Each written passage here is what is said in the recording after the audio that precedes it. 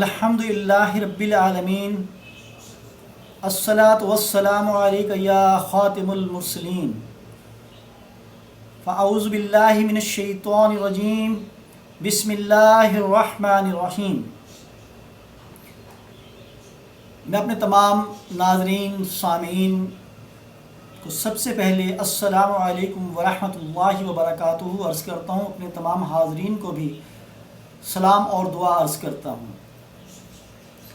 آج آپ کو پتہ ہی ہوگا کہ یہ میرا جو ایک عنوان چل رہا ہے تو دجال کے حوالے سے، تو یہ دجال کی آج دوسری ایپیسوڈ پیش کرنے لگا ہوں۔ اس ایپیسوڈ میں میں آپ کو بتاؤں گا دجال کی حکومت کا عرصہ کتنا ہوگا اور دجال دنیا میں کہاں کہاں جائے گا اور دجال کس چیز پر سوار ہوگا اور دجال کس طرح سے ظلم زیادتی جبر کرے گا، اور اللہ تعالیٰ دجال کا جو خاتمہ کیسے فرمائیں گے، کن کے ہاتھوں دجال کا قتل ہوگا۔ یہ ساری باتیں میں آج آپ کو اس ایپیسوڈ میں بتاؤں گا، اور امید ہے کہ آپ میری ویڈیوز کو آخر تک دیکھو گے اور انشاءاللہ اپنے کومنٹس بھی دینا تاکہ میری حوصلہ افزائی ہو، میں آپ کو بہتر سے بہتر ویڈیو بنا کر میں آپ لوگوں کو اسلامی معلومات دے سکوں۔ تو ہم آتے ہیں اپنے ٹاپک کی طرف۔ دجال کی حکومت کا عرصہ کتنا ہوگا اور مسلمانوں کو کیا حکم ہے کہ وہ اس ٹائم کے جو مسلمان ہوں گے انہیں کیا حکم ہے کہ وہ کیسے خود کو دجال کے فتنے سے، دجال کے شر سے محفوظ رکھیں۔ اب میں آپ کے سامنے ایک احادیث مبارکہ پیش کرتا ہوں، اس کا ترجمہ اور تفسیر یہ ہے۔ مسلم شریف میں روایت ہے، حضرت نواز بن سمعان کہتے ہیں، ایک روز نبی کریم صلی اللہ علیہ وآلہ وسلم نے دجال کا ذکر فرمایا اور نصیحت فرمائی کہ اے اللہ کے بندو ثابت قدم رہنا، اے اللہ کے بندو ثابت قدم رہنا۔ ہم نے عرض کیا یا رسول اللہ دجال کتنی مدت تک زمین پر رہے گا؟ آپ صلی اللہ علیہ وآلہ وسلم نے فرمایا صرف 40 دن، جن میں سے پہلا دن 1 سال کے برابر ہوگا اور دوسرا دن 1 مہینے کے برابر ہوگا اور تیسرا دن 1 ہفتے کے برابر ہوگا۔ اب باقی بچتے ہیں 37 دن۔ 37 دن تمہارے شب و روز کے برابر ہوں گے۔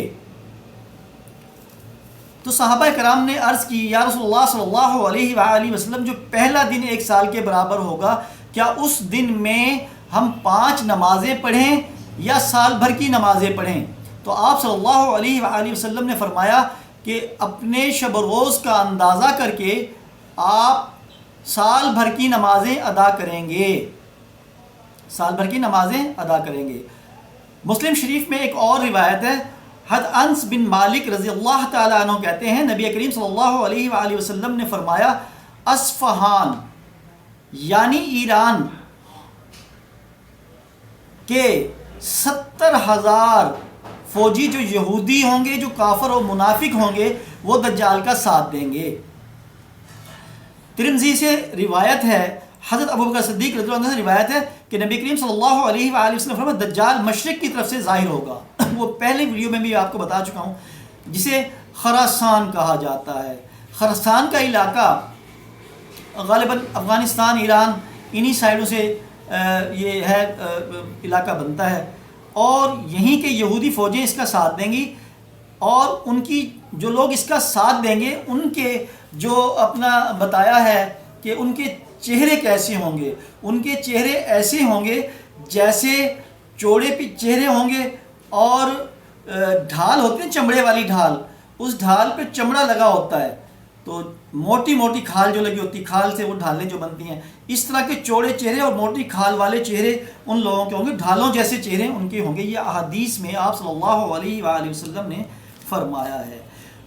اب ان احادیث کی روشنی میں جو محدثین ہیں وہ اپنے اندازے ظاہر کرتے ہیں کہ ممکن ہو کہ اس طرح کی جو آبادی ہیں، اس طرح کے جو چہرے والے لوگ ہیں، وہ چائنا کی سائڈ پہ رہتے ہیں، وہ رشیا میں ہیں، وہ فلپائن، جاپان کے لوگ ہوتے ہیں جن کے چوڑے چہرے ہوتے ہیں، چوڑے ابھرے ہوئے نقوش ہوتے ہیں اور چوڑے چہرے والے لوگ ہوتے ہیں، تو یہ سب باقی اللہ بہتر جانتا ہے، باقی اللہ اور اللہ کے رسول بہتر جانتے ہیں، یہ ایک انداز ہے۔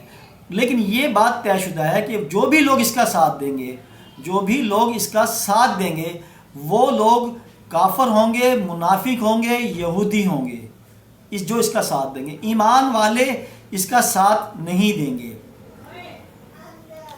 پیارے دوستو، یہ بات ہے جو لوگ دجال کا زمانہ دیکھیں، اور اب بتاتے ہیں آپ کو کہ جو لوگ دجال کا زمانہ دیکھیں تو ان لوگوں کے لیے کیا حکم ہے۔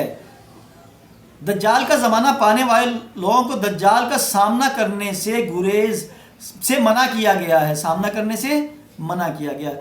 حضرت عمران بن حسین رضی اللہ تعالیٰ عنہ کا ارشاد ہے، نبی کریم صلی اللہ علیہ وآلہ وسلم فرمایا، جو شخص دجال کی خبر سنے وہ اس کے سامنے آنے سے گریز کرے۔ خدا کی قسم، جو کوئی آدمی اس کے سامنے آئے گا، اس کے پاس آئے گا، وہ یہی سمجھے گا کہ وہ مومن ہے، اور شبے والی چیزیں، جادو والی چیزیں، شبے والی چیزیں اور جادو والی چیزیں اس کے ساتھ ہوں گی، وہ انہیں دیکھ کر اس کی پیروی کرنے لگے گا۔ حضرت ام شریک رضی اللہ تعالیٰ عنہ فرماتی ہیں کہ انہوں نے نبی کریم صلی اللہ علیہ وآلہ وسلم کو فرماتے سنا ہے کہ لوگ دجال کے ڈر سے، اس کا خوف اتنا ہوگا کہ لوگ دجال کے ڈر سے پہاڑوں میں چلے جائیں گے۔ حضرت ام شریک رضی اللہ تعالیٰ عنہ نے عرض کیا، رسول اللہ صلی اللہ علیہ وسلم، اس روز عرب مسلمان کہاں ہوں گے؟ کیا وہ مقابلہ نہیں کریں گے؟ تو آپ صلی اللہ علیہ وسلم فرمایا، وہ اس روز تعداد میں کم ہوں گے۔ اب دیکھو، آپ صلی اللہ علیہ وسلم کا فرمان عالی شان ہے کہ عرب اس وقت میں بہت کم ہوں گے، عرب اس وقت میں بہت کم ہوں گے۔ یہ بہت فلسفے اور سوچنے والی بات ہے، بہت گہری بات ہے میرے محبوب صلی اللہ علیہ وسلم۔ تو سوچو، عرب جو اس وقت دنیا میں کہاں چلے جائیں گے؟ عرب جو اس وقت دنیا میں ہے، یہ صرف اپنی عیاشیوں میں گم ہیں اور اپنے گناہوں میں اتنے مصروف ہو گئے ہیں کہ اب انہیں کوئی ہوش نہیں ہے۔ یہودی اگر جنگ کرتے ہیں فلسطین پر تو وہ کہتے ہیں یہ فلسطین کی جنگ ہے، عرب لوگ کہتے ہیں۔ اگر یہودی عیسائی جنگ کرتے ہیں فلسطین پہ، بیت المقدس میں، مسجد اقصیٰ میں، تو مسلمان دنیا بھر کے کہتے ہیں، دنیا بھر کی مسلمان حکومتیں کہتی ہیں یہ عربوں کی جنگ ہے۔ خدا کا خوف کرو، اللہ کا خوف کرو۔ یہی چیز، یہی سوچ تمہیں تباہی اور بربادی میں لے جائے گی کہ تم غفلت کے اندھیروں سے باہر نکلو۔ میں اپنے تمام اسلامی دنیا کے حکمرانوں کو یہ ببانگ داخل کہہ رہا ہوں کہ خدا کا خوف کرو، اسلام کے تحفظ کے لیے اٹھو، فلسطین کے تحفظ کے لیے اٹھو، بیت المقدس کے تحفظ کے لیے اٹھو، مسجد اقصیٰ کے تحفظ کے لیے اٹھو۔ اتنی بڑی بڑی فوجیں لے کر کیا ان کو قربان کرنا ہے؟ بقائد کا انتظار کر رہے ہو؟ خدا کے لیے جہاد کی تیاری کرو، خدا کے لیے یہودیوں سے، عیسائیوں سے فلسطین، بیت المقدس، مسجد اقصیٰ کو آزاد کراؤ۔ کوئی تو بنے جو صلاح الدین ایوبی ہو، کوئی تو بنے جو نور الدین زنگی رحمۃ اللہ علیہ ہو۔ خدا کا خوف کرو، اٹھو اسلام کی بقا کے لیے۔ ہم نے اپنی آواز بلند کر دی ہے، ہم نے اپنی آواز تم تک پہنچا دی ہے۔ اب آگے حکومتوں کا، حکمرانوں کا، سپہ سالاروں کا یہ حق بنتا ہے وہ اسلام کے تحفظ کے لیے ایک ساتھ ہو جائیں، اسلام کو بچانے کے لیے ایک ساتھ ہو جائیں۔ کوئی تو ایسا ہو جو امام مہدی علیہ السلام کا ساتھ دینے والا بنے، کوئی تو ایسا ہو جو اپنے حضرت عمر فاروق رضی اللہ تعالیٰ عنہ نے بیت المقدس کو، جو سب سے پہلے اسلامی حکمران تھے، انہوں نے فتح کیا، کوئی تو ان کی پیروی کرنے والا بنے، کوئی تو صلاح الدین ایوبی کی پیروی کرنے والا بنے۔ خدا کے لیے آج کے مسلمانوں اٹھو، وگرنہ یہ تمہاری غفلت تمہیں تباہ و برباد کر دے گی، وگرنہ یہ تمہاری غفلت تمہیں تباہ و برباد کر دے گی۔ اللہ اکبر، اللہ اکبر، اللہ اکبر۔ آگے میں آپ کو عرض کرتا ہوں کہ یہ دجال کہاں کہاں جائے گا، دنیا میں کہاں کہاں جائے گا۔ اب اس کی حکومت تو 40 دنوں کی ہوگی۔ پہلا دن 1 سال کے برابر، دوسرا دن 30 دن کے برابر، اور تیسرا دن 7 دن کے برابر، اور باقی 37 دن جو اس کے بچتے ہیں، ان 37 دنوں میں یہ دنیا میں کیا کارگزاری کرے گا اور اس کا خاتمہ کیسے ہوگا۔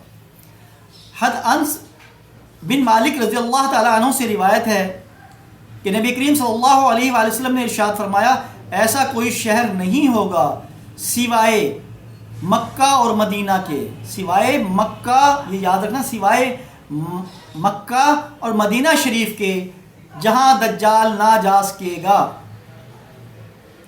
باقی ساری دنیا میں یہ جائے گا، تباہی اور بربادی مچائے گا، لیکن یہ مکہ اور مدینہ میں بھی جانے کی کوشش کرے گا۔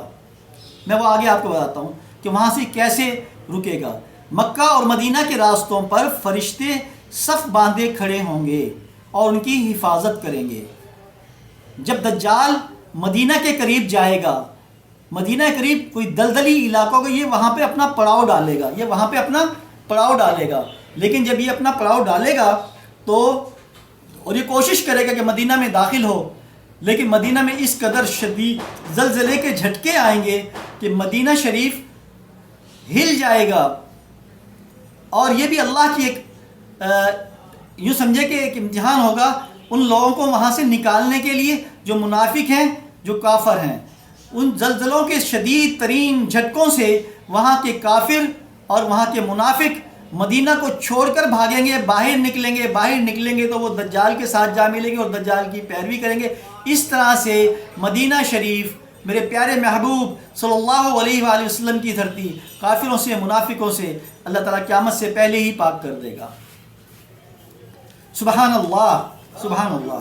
اور جب زلزلے کے شدید جھٹکے آئیں گے تو وہاں سے یہ منافق اور کافر لوگ نکل کر باہر چلے جائیں گے اور دجال کے پیروکار بن جائیں گے۔ اب ایک اور روایت ہے، مسلم شریف سے روایت ہے کہ حضرت نواز بن سمعون رضی اللہ تعالیٰ عنہ کہتے ہیں کہ نبی کریم صلی اللہ علیہ وآلہ وسلم نے فرمایا اللہ تبارک و تعالیٰ حضرت عیسیٰ ابن مریم کو بھیجے گا تو وہ دمشق کے مشرقی حصے میں ایک سفید مینارہ ہے، وہاں پر وہ ظاہر اتریں گے، آسمان سے نازل ہوں گے۔ کیسے نازل ہوں گے؟ دو فرشتے آپ علیہ السلام کے ساتھ ہوں گے اور آپ نے اپنے دونوں ہاتھ ان فرشتوں کے کاندھوں پر رکھے ہوئے ہوں گے اور رکھ کر آپ اپنے ہاتھ رکھ کر دمشق کے سفید مینارے پر نازل ہوں گے، اور اس کے بعد آپ وہاں پر مسلمانوں کی امامت کریں گے، انہیں نماز پڑھائیں گے، اور پھر وہاں سے آپ علیہ السلام، حضرت عیسیٰ علیہ السلام، حضرت امام مہدی علیہ السلام، پھر یہ مل کر دجال کو تلاش کریں گے۔ اور جب حضرت عیسیٰ علیہ السلام بیت المقدس پہنچیں گے اس کی تلاش میں، تو دجال بیت المقدس شہر کے دروازوں کو بند کر لے گا، لیکن اللہ کی طاقت جو حضرت عیسیٰ علیہ السلام کو عطا فرمائی گئی، جہاں تک آپ کے سانس جائے گی، ٹھیک ہے نا، وہاں تک تمام کفار کافر اس سانس سے مر جائیں گے۔ جہاں تک آپ کی نظر جائے گی وہاں تک آپ کی سانس جائے گی۔ جب دجال آپ کو دیکھے گا تو دجال احادیث میں آتا ہے ایسے گھلے گا جیسے نمک میں پانی، اور دجال وہاں سے نکل کر بھاگے گا، اور آپ حضرت عیسیٰ علیہ السلام اس کا پیچھا کریں گے، اور لد کے مقام پر لد ایک مقام ہے اسرائیل میں، وہاں پر اسرائیل کا ہوائی اڈہ ہے، اس مقام پر حضرت عیسیٰ علیہ السلام دجال کا قتل کریں گے، اور پھر وہاں پر دکھائیں گے اپنے نیزے کو جو خون آلود ہوگا دجال کے خون سے، کہ دیکھو میں نے دجال کا قتل کر دیا ہے اللہ کے حکم سے، اللہ کی حکم سے۔ تو یہ سارا ایک قصہ میں نے آپ کو بیان کر دیا ہے، دجال نے کب آنا ہے، کیسے قتل ہونا ہے۔ اور جب یہ بات بتانا تھوڑا میں بھول گیا، وہ آج کل جب حضرت عیسیٰ علیہ السلام دنیا میں نازل ہوں گے تو وہ جب آسمان سے آئیں گے نا، تو اس وقت ان کی جو زلفیں ہوں گی، جو ان کے بال ہوں گے، ان سے پانی کے قطرے ایسے ٹپکتے ہوئے دکھائی دیں گے، اور جب وہ اپنا سر اٹھائیں گے ایسے تو ان کے سر پہ جو زلف ہیں، جو بال مبارک ہیں، ان سے جو پانی ایسے ڈھلکتا ہوا دکھائی دے گا، ٹھیک ہے نا، گندمی رنگ آپ کا ہوگا، انتہائی حسین اور خوبصورت ہوں گے. تو اللہ کے نبی ہیں، اللہ کے رسول ہیں.